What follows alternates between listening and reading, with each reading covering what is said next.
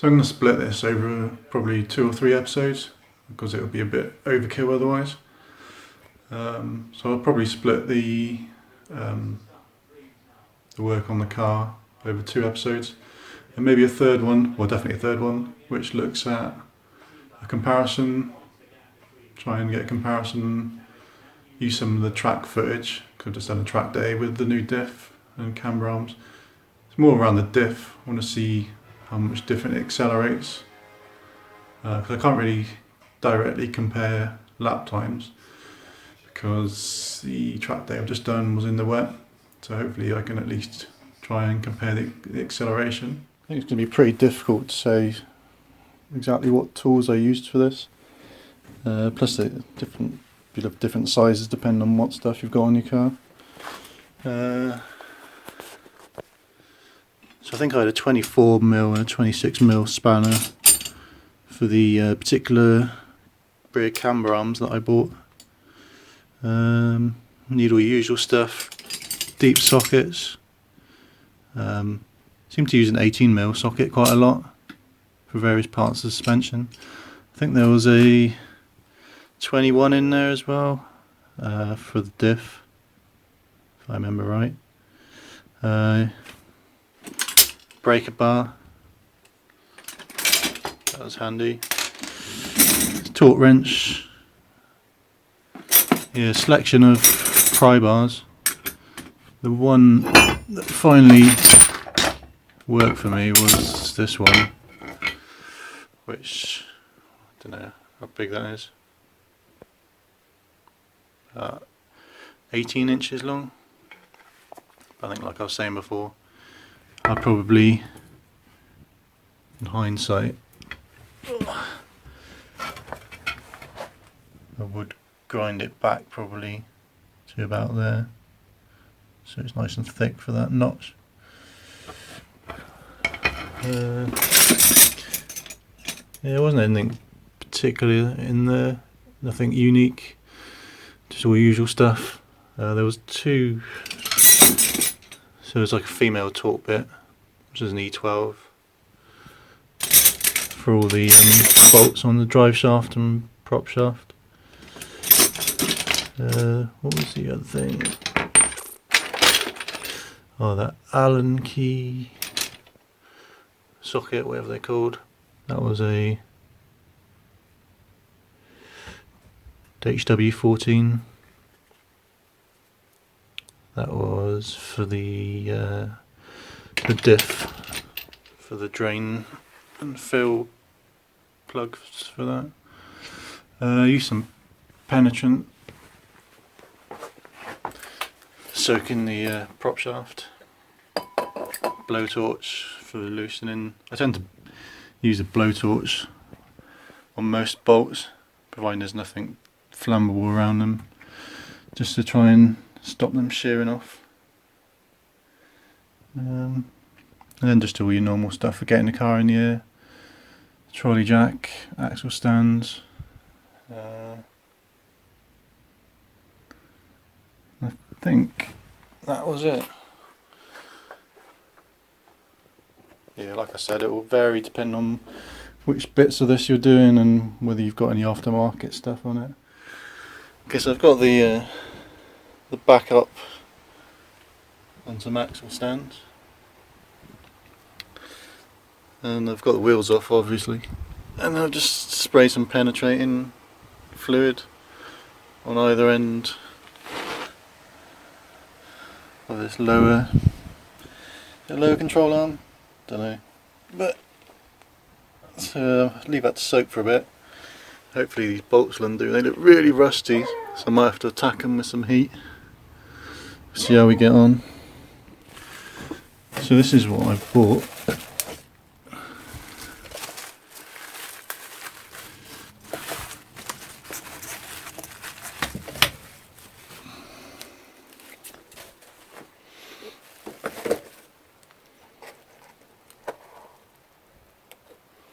So you can adjust them from both ends.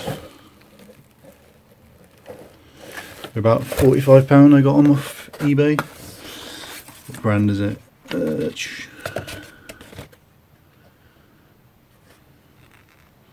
Don't know whether they're any good. I mean, there's some 40 quid, some 160 quid, and they look exactly the same, so we'll give them a go, see how we get on. So there's a nut off. I gave it a good blast with the blowtorch. I didn't want to risk shearing a bolt or anything, so yeah, I tend to heat things up anyway before I try, just on the safe side. So you can see the bolt coming through.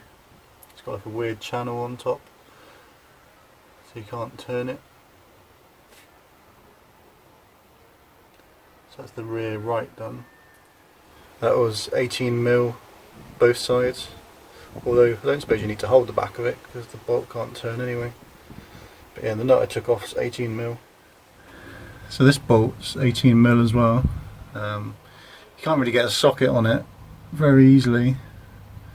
Depends what you're using really, because I was trying to use a breaker bar, but because of the width there wasn't enough room between that and the drive shaft. So what I used was an 18mm ring spanner to get it going, and it's probably a good idea to also have an 18mm ratchet spanner as well, otherwise you'll be there for a while trying to undo that.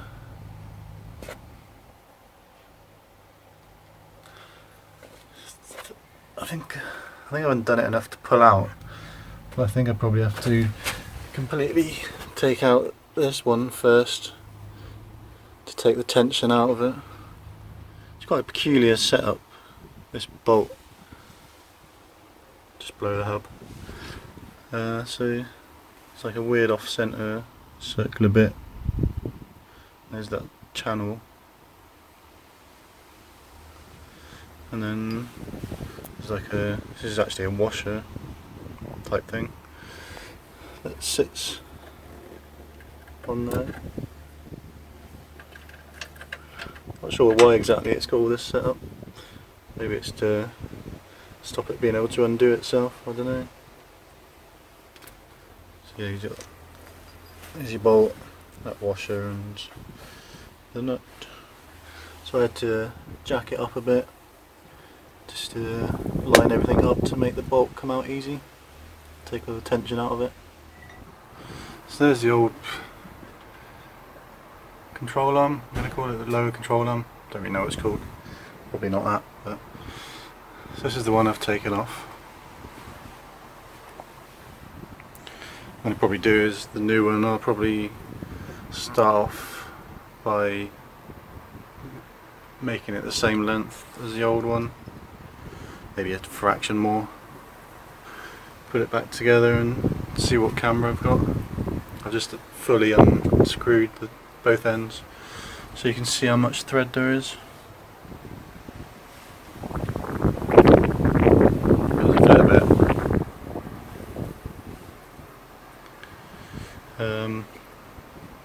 So one end's got reverse thread, the one that goes near in the middle of the car, so you turn it clockwise to undo. The other one's normal thread. So my particular camber arms need a 24mm spanner and a 26. So there's a funny little bit of metal, this thing here, which is what you're screwing into when you're doing the inside bit of the camber arm. So the bolt went in there. It's like a weird, I call it a nut. You see it's got that sort of bit sticking off it, so it can't turn. What you have to do though is, what I was doing is getting a spanner and putting it in the gap, and then a lever in it, so you're pushing it towards the bolt, so as you screw the bolt in it doesn't push it outwards. Yeah, I just get that and then just lever it towards the bolt. To get the the end that fits the hub back on, the best way I found was to get a trolley jack, big long socket, and use that to push the hub up and sort of outwards as well. Be careful though, if you do it too much, it sort of starts going off at an angle and it all just drops back down. So be careful while you do it. So I've got it on, probably, I've made this the bar shorter than I was originally intending, just to better get it on. So now it's on, I should hopefully be able to adjust it to the right camber. It's a couple of weeks later now, for whatever reasons. So with the camber arms, the rear camber arms, so I found out the left one, you can't get the bolt out as near the diff because the diff's in the way. So I found that you can undo a few bolts and move it slightly so you can get this bolt out. I thought maybe I should just get the other diff in. So I was going to wait until I did some reinforcement on the subframe over the winter. But I thought maybe I should just try and get the diff in now. So before I do that, I need to, there was a bit of a leak when I bought it from the casing, so I need to take the back off it. Well, drain it first, take the back off, put some gasket on, then fill it back up, and then hopefully I can get under there and get the prop shaft undone, the drive shafts, some heat shields, and the bracing, I think that goes underneath the diff or underneath the prop shaft or whatever it is. We'll find out. So, crack on. So this is what I bought to do the diff gasket. So that's for high temperatures. Don't know how high the temperature gets in diff, but there we are. And there's a diff, been sitting there on the floor for a couple of months. So I'm going to have to drain it out. I don't know whether it's been drained already before they sent it, probably not. Doesn't look like it's been opened. Need to get all these bolts off around the rear. And then clean off any other residue and get the gasket on. Okay, so there's your diff. I mean, it's quite straightforward when it's on the car to change the oil, but then it's even easier again when it's not. So you've got the bottom, actually what size is it? So it's a HW14 like Allen key socket,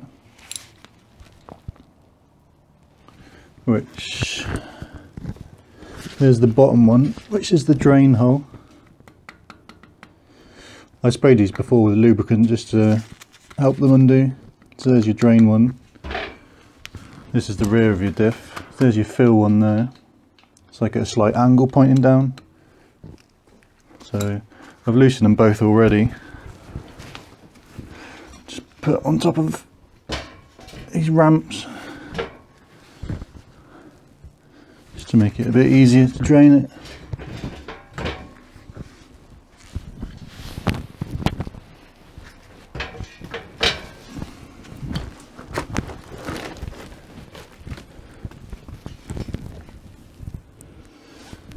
So when you're doing it on the car, you want to check that the fill one undoes first, because if you go straight for the drain one, and then obviously you find that you can't undo the top one, you're not going to better drive it anywhere to get it sorted out. So yeah, make sure the fill one undoes first, and then undo the drain one. That's probably going to be pretty stinky, this oil, if I remember right. I can't remember whether it was the gearbox or the diff. One of them absolutely stunk. Oops. Try not to drop it in.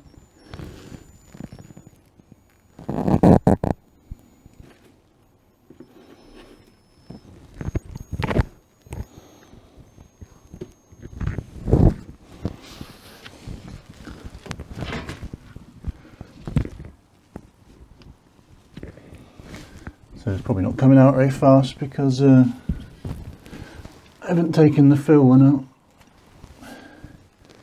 So once I take this one out, it should speed up a bit. There we go. Doesn't look too bad, it's kind of amber colour. But I didn't know whether it had been drained when I bought it or what condition it was in, so you've got to change the diff oil that when you're changing your diff. So on this diff, it's got 8 bolts at the back, which are 16mm. Don't know how easy this is going to be when it's up on the bench. So I've got a rag ready, and just put some of this packaging down to try and catch any oil.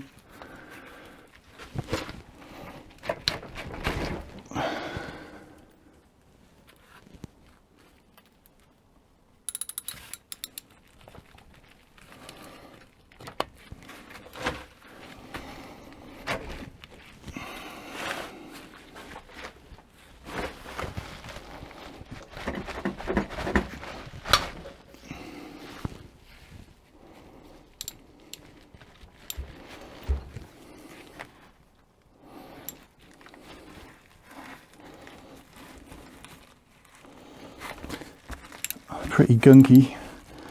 Almost feels like you need a bigger socket, but it's just all the gunk on it. Make sure that's on properly.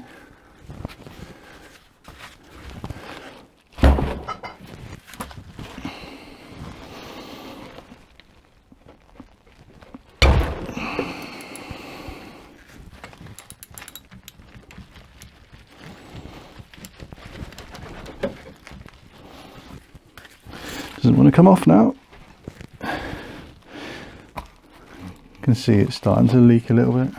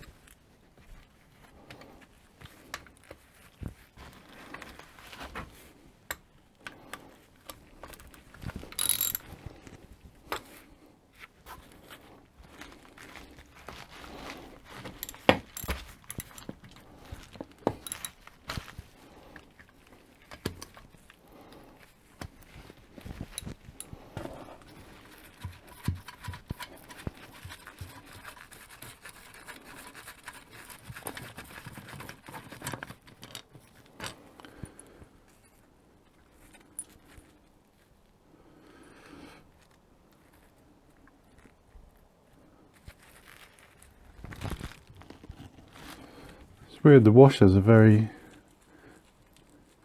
wavy. I don't know whether you can see that. They're not particularly flat. I don't know whether they're supposed to be like that. We'll find out, I guess, when we take all of them off. So I was thinking of replacing the washers just with standard flat ones.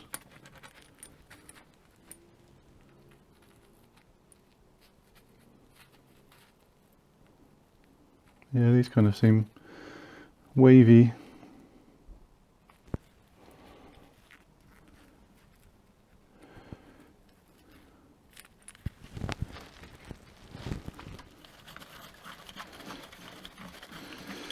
They don't seem any particularly different to each other, the bolts, so I'm not going to worry about remembering which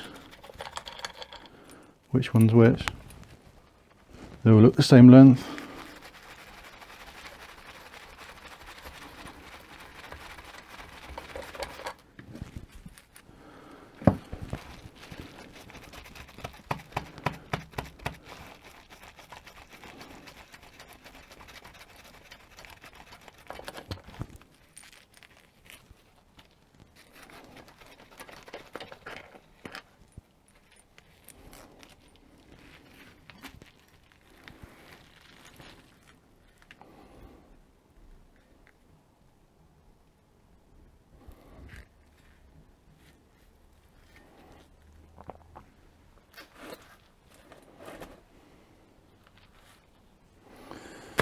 And there we go. There we are. There's the inside of the diff.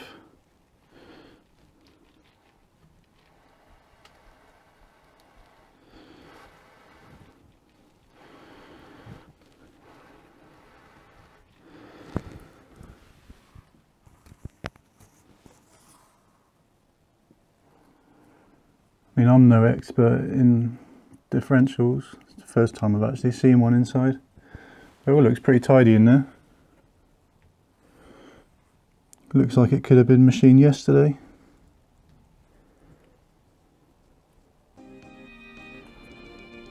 Yeah, good. Oil looks pretty clean, so maybe whoever owned this before was regularly changing their oil. Yeah, happy days. Just gotta give this a bit of a clean around the edge. And the same with the case that I've taken off. So yeah, I'll give it a clean up and then put a new gasket on. So you can just see the old gasket there.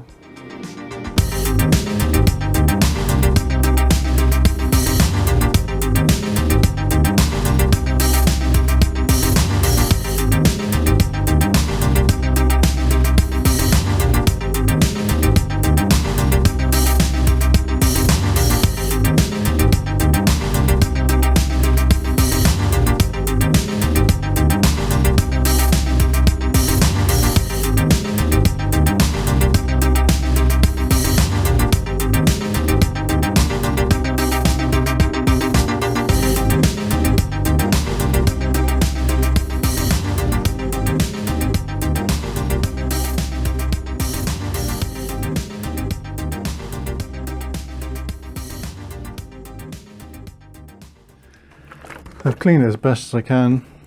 I think I've got all the gasket off. There's a few like bits where it's a bit rusty. There's not really much I can do about that.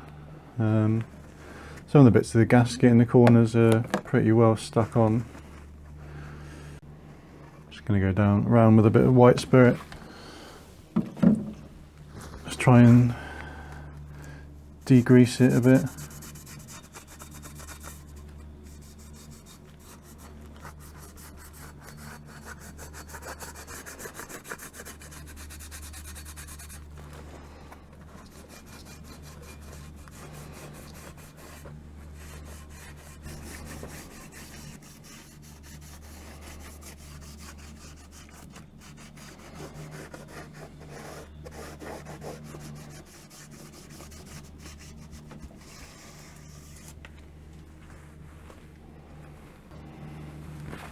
I'll leave that to dry a bit, and then the stuff I'm using is High Temp Gasket Maker. Everything dry and clean. 2 to 6 mil bead of silicone to one surface. Assemble parts when silicone is wet straight away.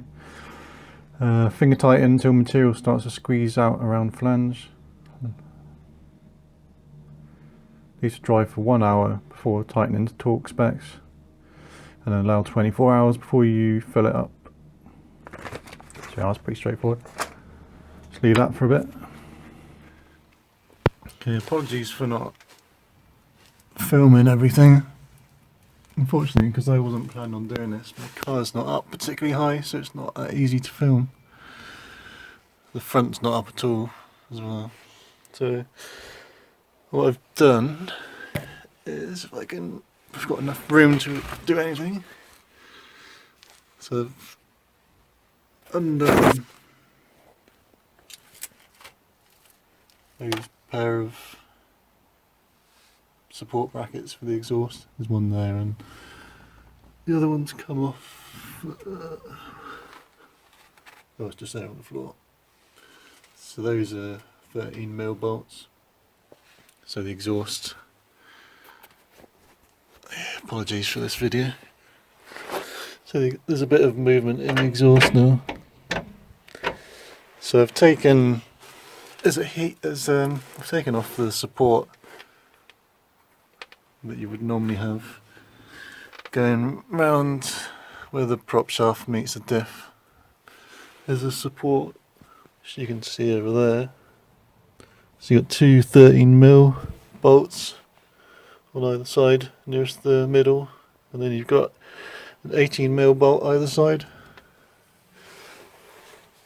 which bolts into the same. So you got, okay, cut that a little bit. So where that support is on the same bolt as the front of your subframe, this bolt here, and there's the other one. So there was a heat shield, sorry, you had to take off first. I think it was just a 110mm bolt, which is the left side of the car. So that came off really easy. See if I can show you that. There it is on the floor. Then you can take off that support that I showed you just now. But watch out, because I watched some stuff online first, and people have just taken this support off and just bolted it and taken it off. So I don't really understand, because surely if you're taking these nuts off, your whole front of your subframe's going to drop as well. Don't really understand that. Maybe someone can enlighten me. But so what I did was I loosened them off, and then I put a trolley jack in the place where you'd normally put one if you're jacking up the centre of the car, which is the bit of the subframe that goes underneath your diff. So I jacked that up, took that bracket off, whatever you want to call it, and then I've put the nuts back on. So the front of the subframe is still being held up to the car. So I've seen people do it without taking off the heat shield, so that's what I'm going to try and do, because you can still access these bolts here. And as soon as I've got my car up in the air and there's no wheels on it, I can just turn one of the axles, just so I can keep spinning it round and getting access to all those bolts. So next job is take off the anti-roll bar, because that's going to get in the way. I'm going to take the diff off, and then I'll have to start undoing drive shafts and the prop shaft, and see how I get on, and start thinking about unbolting the diff. So my anti-roll bar's undone, so I can swing it down.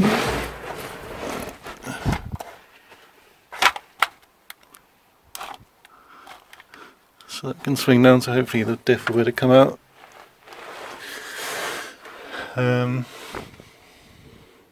So I've been undoing the prop shaft through that gap there. What I tend to do is, so I've got they call T12s or I12s or whatever it is, the female torque sockets. So they're quite tight, so it's quite difficult just with, what was that, like a 8 inch ratchet. Okay, so I've been using my wheel bolt bar thing because that slides on the end of my wrench or ratchet, so it gives you a bit more leverage.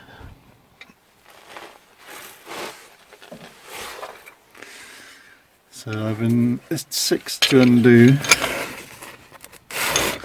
So what I've been doing is undoing one, taking it out, and then spinning the axles until the next one's available. But I've been wedging a screwdriver in between the caliper into the disc, stop it spinning. So I've got one of them. Just been, because you can do that from where you're lying. Just got to move it slightly. So I can stick a screwdriver in either side to stop the axle spinning. The bolts on the drive shafts aren't too bad. Again, I needed the number, what are they called? E12. So again, you just keep turning the drive shaft until you can access them. I needed the extension I was using to give me enough leverage because they're quite tight again. If you're having trouble turning the drive shaft by hand, just stick a screwdriver in your disc and you can turn it nice and easy until you've got access to the bolts.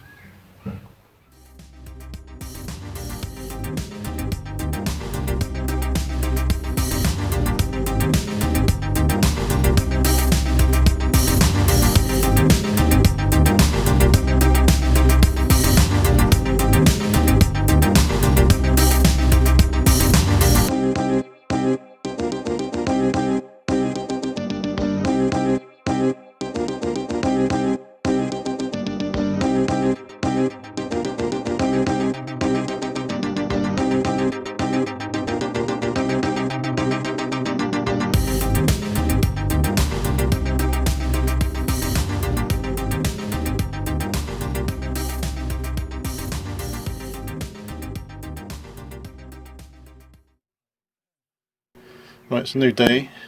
So what have I done to start with? I've tied the drive shafts to the subframe so they don't dangle free. And having read the Haynes manual, it keeps going on about marking up the alignment of a drive shaft, which I don't. There's really any point when you're doing this because obviously you're replacing the diff.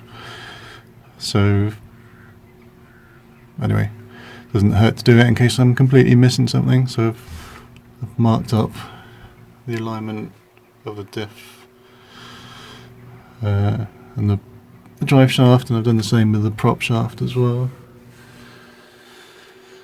So now I'm going to get a piece of wood and a trolley jack to put underneath the diff. Once I get the drive shafts off and the prop shaft. Don't know how easy. This one looks like it's coming apart already. It's a slight gap. I think with the prop shaft you've got a little gap for getting like a crowbar or screwdriver to try and prise it apart. Once I've got all those three off, I should be able to start undoing. There's the rear. It's a bit dark. The rear diff bush bolt is back there. And there should be two at the front. There they are. It's a bit too dark, I'm sorry. But yeah, there's one there and one there. So hopefully we'll get the diff out. Okay, so the drive shafts weren't too bad. They popped out pretty easy. Prop shaft, however, been a real pain in the ass. Been trying loads of different size pry bars and screwdrivers, hammer, crowbar, whatever you. And it just didn't want to budge. So you've got these little bits here for trying to pry it out, but they're a bit too wide. You could probably really do with maybe getting a pry bar and grinding the end until it's as fat as this groove. So I've sprayed it with penetrant a few nights in a row, and then I've bolted the diff back in place, well, roughly just put the bolts back in to hold it in place, and I just managed to get it going. I used 2 pry bars and it just started moving a tiny bit. I was prying it, sort of levering it towards the back of the car off this little lip here, the flange of the diff. I just got it to move a little bit, so then I wedged another little pry bar just to take up the slack in that gap, and then put the one I was using back in and tried it again, and you can see it's just popped out a few millimeters because the edge of that notch was lined up with the flange before, but it's a couple of millimeters it's come out now. So what I'll probably do, now it's loosened, is hopefully I'll just be able to slide the diff out the back now. And there we are, diff is out. There's the pain in the ass prop shaft.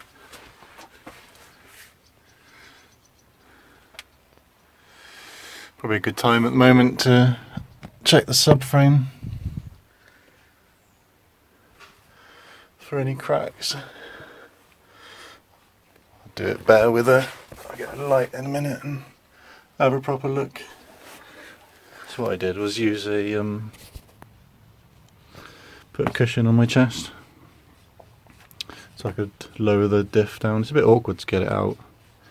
You have to sort of manoeuvre it and take it down at an angle. Sort of obviously the rear drop down first. But there's the old diff. Must have just been that tiny little lip there that was holding on to the prop shaft. Cheers for watching part 1. Part 2 should be coming pretty soon. Please like and subscribe, and I'll see you on the next one. Cheers, bye.